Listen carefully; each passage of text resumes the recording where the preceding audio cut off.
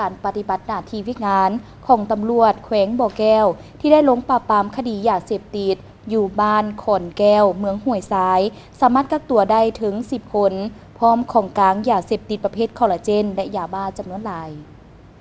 ในวันที่26มีนาคม2565เวลาประมาณ 13 โมงทางแผนกตำรวจสกัดกั้นและต้านยาเสพติดปกส.แขวงบ่อแก้วได้มั่งหลายคดียาเสพติดอยู่บ้านขอนแก้วเมืองห้วยทรายสามารถกักตัวผู้ถูกหาได้จำนวน1คนชื่อนางศรีวิไลพร้อมของกลางยาเสพติดประเภทคอลลาเจนจำนวน2 ซอง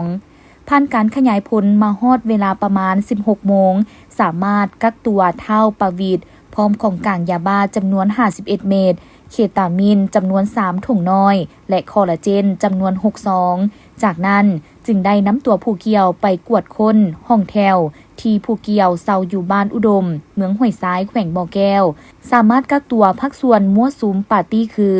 นางจินนี่เท่าคำซ้ายเท่าใจนางนานางดาวจันทร์คำมณี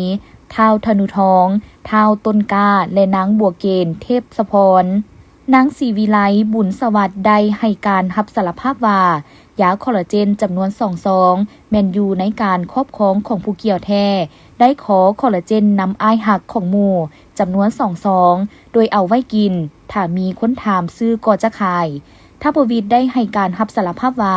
ยาบ้าจำนวน51เม็ดเคตามีนจำนวน3ถุงน้อยและคอลลาเจนจำนวน6 ซองแมนยูในการครอบครองของผู้เกี่ยวแท้โดยซื้อยาบ้าอยู่ขอบเขตเมืองห้วยทรายแขวงบ่อแก้วและยาเคจำนวน8ถุงน้อยฮอดเวลาประมาณ21โมงผู้เกี่ยวได้ไปปาร์ตี้น้ำหมู่อยู่ห้านบันเทิงแห่งหนึ่งแล้วได้เอายาบ้าจำนวน58เม็ดออกมาเสพจำนวน7เม็ดยังเหลือจำนวน51เม็ดและเสพยาเค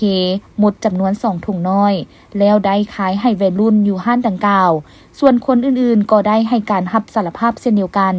ดังนั้นทางเจ้าหน้าที่จึงได้กักตัวนางศรีวิไล